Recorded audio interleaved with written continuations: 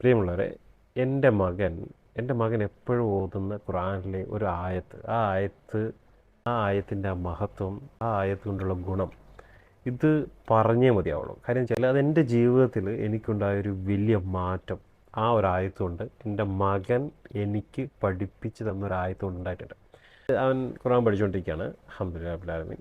അവൻ എപ്പോഴും ഓതുന്നൊരു ആയത്താണ് സൂറത്തുൽ ഫത്തഹിലെ 48-ാമത്തെ ആയത്ത്.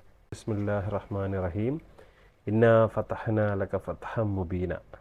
ഈ ഒരു ചെറിയ ഒരു 3-4 വാക്കുള്ള ഒരായത്ത്. ഇത് ശരിക്ക് ഇതിൻ്റെ ചരിത്രം പരിശോധിക്കുകയാണെങ്കിൽ ഹുദൈബിയ ഉടമ്പടിയുമായിട്ട് ബന്ധപ്പെട്ടിട്ടുള്ള ഒരായത്താണ്. ആയത്ത് നമ്മുടെ ജീവിതത്തിൽ നിങ്ങൾക്ക് ഞാൻ എടുത്തു പറയുന്നു, എൻ്റെ ജീവിതം കൊണ്ട് പറയുന്നു.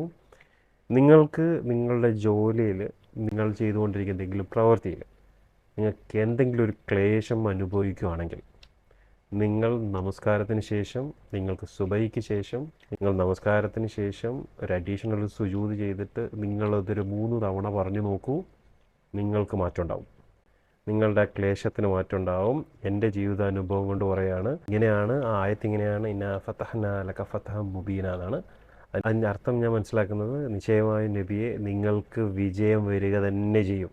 നമ്മുടെ കുട്ടികൾ നമുക്ക് നമ്മുടെ ജീവിതത്തിൽ ഉപകാരപ്രദമാകുന്ന ചില കാര്യങ്ങൾ പഠിപ്പിച്ചു തരുന്നത് ഇങ്ങനെയാണ്.